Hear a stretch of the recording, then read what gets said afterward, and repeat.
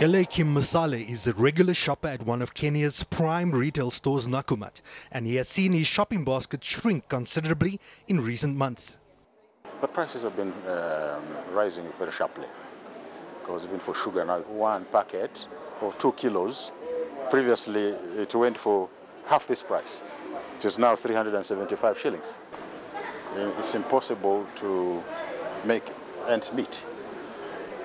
And I don't know how the ones who are in the lower brackets are managing. I'm not saying that I'm in the lower bracket, upper bracket, but even if I'm down in the middle lower level, I think life has become impossible, really, for most of us here in this country. Over the last 10 months, prices of basic commodities such as sugar, flour and bread have risen as much as double the price they were in January. Fuel, meanwhile, rose more than 25% during the same period. The weakening shilling, which hit record lows in recent weeks of 107 against the dollar, has also sent jitters across markets. A number of different things have happened. First of all, the drought, and there's research that says we're the epicenter of global warming in the Horn of Africa, and I think this was the worst drought in 60 years. That put enormous pressure on food prices. We had to bring out hard currency and import food. We've also had higher energy costs in the first half of the year. The price of crude oil went quite high, if you'll recall, in the first half. And then I think the widening deficit, we've been running an overdraft for some time, and on top of that, the debt to GDP ratio has been going out as well. In response to protests over the rising costs of goods, government implemented the Price Control Act last month to put price caps on essential commodities. However, consumer protection groups fear the move will create artificial shortage in the market.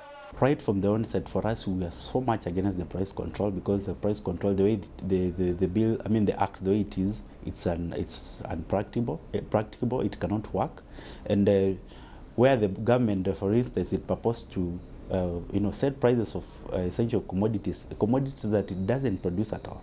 So for us, it's like trying to go on a wild chase. Really, what are you pursuing? You're not producing anything. Here you are purporting to set prices. In any case, they're supposed to have increased efficiencies within their systems.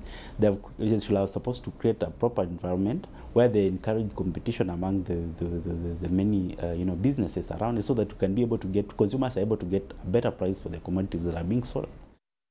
This is a dream home for most first-time buyers in Nairobi. But with the depreciating Kenyan shilling, increasing lending rates and inflation, it may be a dream that is slipping out of their reach. A mere 8% of Kenya's urban population is currently capable of affording a mortgage loan, and the recent 400 basis point hike in the central bank rate to 11% has put consumers under even more pressure. I think the dream is turning into a nightmare. Because now they have to fork out much more. You recall that banks increased their lending rates, and that was the first time. So we're waiting for the second increase, given that the central bank recently increased it by almost 400%. We're waiting for how the banks will translate this into most likely higher interest rates. So definitely for households, they have to dig in deeper.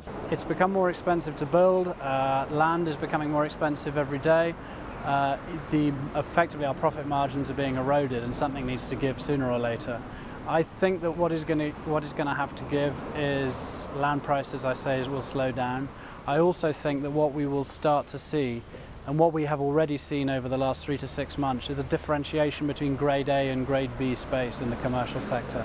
Despite slowing growth in Kenya's property market and rising inflation, analysts still maintain a positive outlook. I'm really bullish about Africa, and I think Africa is a great 21st century trade. We're accelerating, we're connecting with the world. The mobile phone was, to me, more important than the resources in the ground. But we've hit an incredible period of turbulence. I would say to people who are looking at this region, we're in a moment when the game is changing. Oil has been found in Uganda. I am told there's oil in Lake Turkana. These are big big things which are going to change our economy. And I think just because we've hit a very volatile period, you should not lose faith. But from the government's point of view, I would say, food prices, the way that consumers are suffering, this is a laboratory experiment, and governments need to be very careful about how they handle it, because a lot of people are suffering out there. As the country continues to navigate through the severe economic storm, consumers like Eliakim Masale will have to continue tightening their belts in the short term.